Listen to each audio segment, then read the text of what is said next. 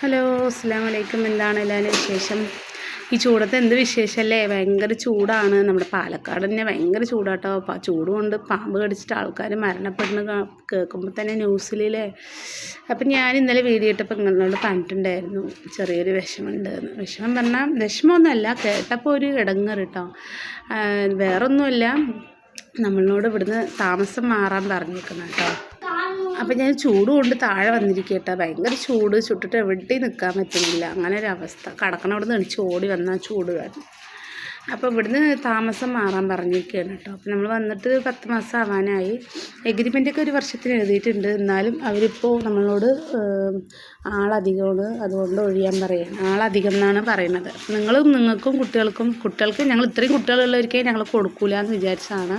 പിന്നെ നിങ്ങൾ ചെറിയ കുട്ടികളാണ് പറഞ്ഞിട്ടാണ്, സുഖമില്ലാത്ത കുട്ടീന്നൊക്കെ പറഞ്ഞിട്ട് അങ്ങനെ തന്നതാണ്.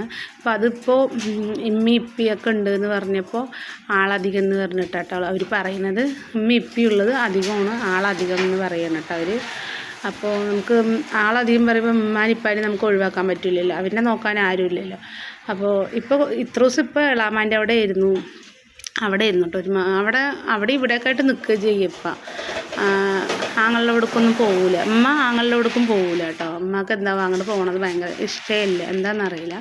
അപ്പം എൻ്റെ അടുത്ത് തന്നെ നിൽക്കുമെന്നാണ് പറയണത്. അപ്പോൾ ഇപ്പോൾ അവർ ഓണർ ഇപ്പോൾ വരുമ്പോൾ പിന്നെ കാണുകയല്ലേ, ഉമ്മാനെയൊക്കെ കാണുകയല്ലേ. അപ്പോൾ അതാണ് അങ്ങനെ പറഞ്ഞത്. നിങ്ങൾ ഇത്രയും ആൾക്കൊന്നും ഇവിടെ വെള്ളമൊന്നും കിട്ടില്ല, എല്ലാ ടാങ്കൊക്കെ നിറയും, വേസ്റ്റ് കുഴിയും ബാത്റൂമിൻ്റെയൊക്കെ കക്കൂസ് കുഴിയൊക്കെ നിറയും. അതുകൊണ്ട് ഇത്രയും ആൾക്കാർക്കൊന്നും ഇവിടെ ഇരിക്കാൻ പറ്റില്ല. ഇനിയിപ്പോൾ താഴെ ആൾ വന്നു കഴിഞ്ഞാൽ തീരെയും വെള്ളവും കിട്ടില്ല, ചൂടും സമയമല്ലേ, വെള്ളം കിട്ടില്ല അങ്ങനെയൊക്കെ പറയുന്നത് കേട്ടോ. അപ്പോൾ നമ്മളോട് ഒഴിയാൻ പറഞ്ഞിരിക്കുകയാണ്. അപ്പോൾ എന്തായാലും ഞാൻ ഇപ്പോൾ നമ്മൾ അരി എറിഞ്ഞ ആയിരങ്ങൾക്ക് ഇതല്ലെങ്കിൽ വേറെ പിന്നെ ഇപ്പം ഇല്ലെങ്കിൽ നമുക്കിവിടെ ഇരിക്കാം. പക്ഷെ അവരിനെ നമ്മൾ എവിടേക്കാണ് പറഞ്ഞയക്കുക? അവർക്ക് വയസ്സാം കാലത്തല്ലേ അവരെ നമ്മൾ നോക്കേണ്ടത്. നോക്കണവരൊന്നും ഇപ്പോൾ നോക്കണില്ല. നല്ല കാലത്തൊക്കെ എല്ലാവർക്കും ആവശ്യമായിരുന്നു, ഇപ്പോൾ ആർക്കും വേണ്ടാണ്ടായി സത്യം പറഞ്ഞാൽ. എളാമാക്കും വേണ്ട, മക്കൾക്കും വേണ്ട, ആങ്ങൾക്കും വേണ്ട, നാത്തോനിക്കും വേണ്ട പറഞ്ഞ പോലെ ആർക്കും വേണ്ട. അപ്പോൾ എനിക്കതുപോലെ അവരിനെ ഒഴിവാക്കാൻ പറ്റില്ലല്ലോ. നമ്മൾ അങ്ങനെ ചെയ്ത് കഴിഞ്ഞാൽ നമ്മുടെ മക്കൾ നാളെ നമ്മളങ്ങനെ ചെയ്യില്ല എന്ന് എന്താ ഉറപ്പ്? എനിക്ക് ഭയങ്കര പേടി കേട്ടോ. ഞാൻ അള്ളാഹിനെ പേടിയോടെ ജീവിക്കുന്ന ഒരാളാണ്. ആർക്കും ഒരു ദ്രോഹമുള്ള കാര്യം ഞാൻ ആർക്കും ചെയ്തിട്ടില്ല ഇതുവരെ. അതുകൊണ്ട് തന്നെ അള്ളാഹ് എനിക്ക് എത്ര നമ്മളെ പരീക്ഷിച്ചാലും കൈവിട്ടിട്ടുമില്ല. പല രൂപത്തിൽ ആൾക്കാർ വന്ന് നമ്മളെ സംരക്ഷിക്കുന്നുണ്ട്. ഓരോരുത്തർ ആരെയും നമ്മൾ അറിഞ്ഞുകൊണ്ട് ഒരു ദ്രോഹത്തിന് കൂട്ട് നിൽക്കില്ല. അതറിയാണ്ട് നമ്മളെ ഇതാക്കുന്ന ആൾക്കാർ ഇഷ്ടം പോലെ ഉണ്ട്. നമ്മൾ ദ്രോഹിക്കാൻ പോകാണ്ട് തന്നെ നമ്മൾ ദ്രോഹിച്ചു എന്ന് പറയുന്ന ആൾക്കാരുണ്ട്. അതിന് അവർക്ക് പടച്ചോൻ കൊടുത്തോളും. അത് കൊടുത്തിട്ടും അറിയുന്നില്ല ആൾക്കാർക്ക്. അല്ലാണ്ട് നമ്മളെന്താ പറയുക? അപ്പോൾ നമുക്ക് അവരിനെ ഒഴിവാക്കിയിട്ടുള്ള ഒരു കളിയും വേണ്ട. അപ്പം അന്വേഷിച്ചാൽ കിട്ടാത്ത വീടുകളൊന്നും ഇല്ലല്ലോ, ഇഷ്ടം പോലെ വീടുകളുണ്ട്. പിന്നെ എന്താ വാടക കൊടുക്കണം എന്ന് മാത്രം. നമുക്ക് നമ്മുടെ ബഡ്ജറ്റിൽ ഒതുങ്ങണ പോലെ നമ്മൾ വാടക കൊടുക്കുക, ഇരിക്കുക. ചില ആൾക്കാർ അങ്ങനെയാണ്, എന്താ പറയുക, പണം സ്വത്ത് മുതൽ അങ്ങനെ മരിച്ചു പോകുമ്പോൾ നമ്മളൊന്നും കൊണ്ടുപോകില്ല അല്ലേ. ഇപ്പോൾ അത് അന്ന് ബാന് മറിഞ്ഞ പെണ്ണുങ്ങളൊക്കെ മരിച്ചു, ടീച്ചർ മാഷൊക്കെ മരിച്ചു. എന്തെങ്കിലും കൊണ്ടുപോയി അവർ സ്വത്തും മുതലൊക്കെ എടുത്തിട്ട് പോയാൽ ആരും ഒന്നും അതൊക്കെ വിചാരിക്കണവരൊന്നും ആരും ഒന്നും ഇങ്ങനെ പറയില്ല. നമ്മൾ എന്താ പറയുക, അള്ള തന്ന ജീവൻ നിലനിൽക്കണ വരെ നമ്മൾ എങ്ങനെയെങ്കിലുമൊക്കെ ജീവിച്ച് പോവുക. അത് കഴിയുമ്പോൾ നമുക്ക് ആ മരണസമയം അടുക്കുമ്പോൾ നമ്മൾ അങ്ങോട്ട് പോകും. അപ്പോൾ എത്ര കാലം അള്ള തന്ന ആയുസ് തീരണവരെ ജീവിക്കുക.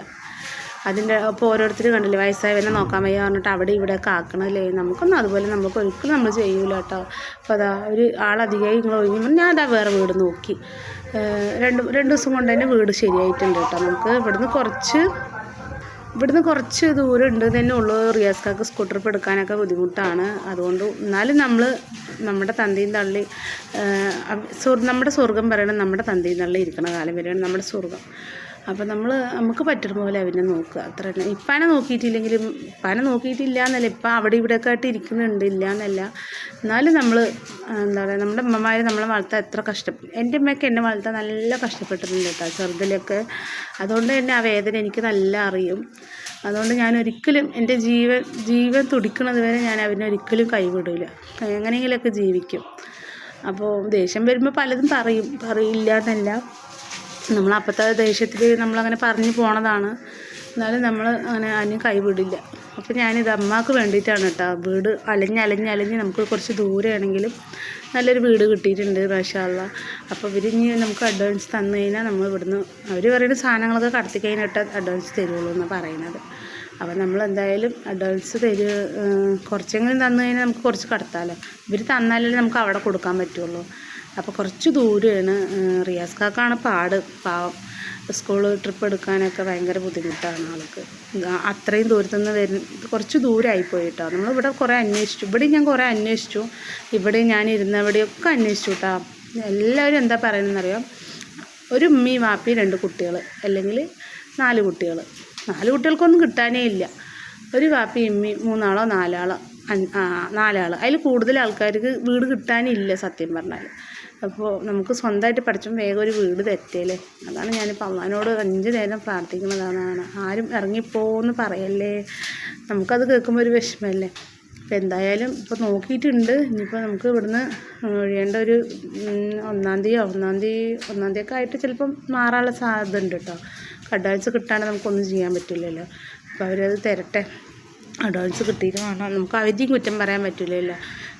ഓരോരുത്തരുടെ ഇഷ്ടമല്ലേ എത്ര ആൾക്ക് കൊടുക്കണ്ട. നമ്മൾ ആരെയും കുറ്റപ്പെടുത്താൻ പറ്റില്ല. അപ്പോൾ മാറാൻ പറഞ്ഞു, മാറി. വേറെ നോക്കി, അത്ര തന്നെ കേട്ടോ. അപ്പോൾ നമുക്ക് വീടൊക്കെ ശരിയായിട്ടുണ്ട്. ഇഷ്ടംപോലെ വീടൊക്കെ ഉണ്ട്. വീട് കിട്ടായൊന്നുമില്ല, വാടക കൂടുതൽ. അതുമാത്രമല്ല സംഖ്യ കൂടിക്കഴിഞ്ഞാൽ അവർ തരൂല. അങ്ങനെയാണ്. എന്നാലും ഞാൻ അന്വേഷിച്ച് പിടിച്ച് ഇത്തിരി ദൂരെയാണെങ്കിൽ നമുക്ക് ഇതിനെക്കാട്ടും നല്ല ബെറ്ററായി വീട് കിട്ടിയിട്ടുണ്ട് കേട്ടോ. നമുക്ക് 2 ബെഡ്റൂമൊക്കെ ഉള്ളത്. ഇതൊരു ബെഡ്റൂമേ ഉള്ളൂ.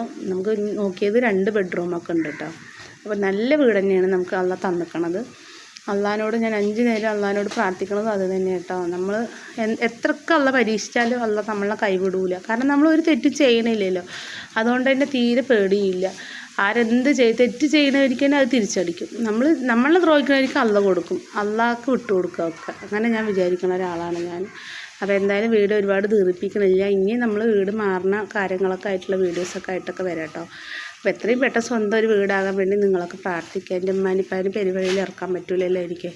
എൻ്റെ ജീവൻ തുടിക്കുന്നിടത്തോളം ഞാൻ അവനെയും നോക്കും. അപ്പോൾ നമുക്ക് സ്വന്തമായിട്ടൊരു വീട് കിട്ടാൻ വേണ്ടി നിങ്ങളൊക്കെ പ്രാർത്ഥിക്കുക കേട്ടോ. അപ്പോൾ ഇന്നത്തെ വീഡിയോ ഇത്രേ ഉള്ളൂ. വൈൻഡപ്പ് ചെയ്യാം കേട്ടോ.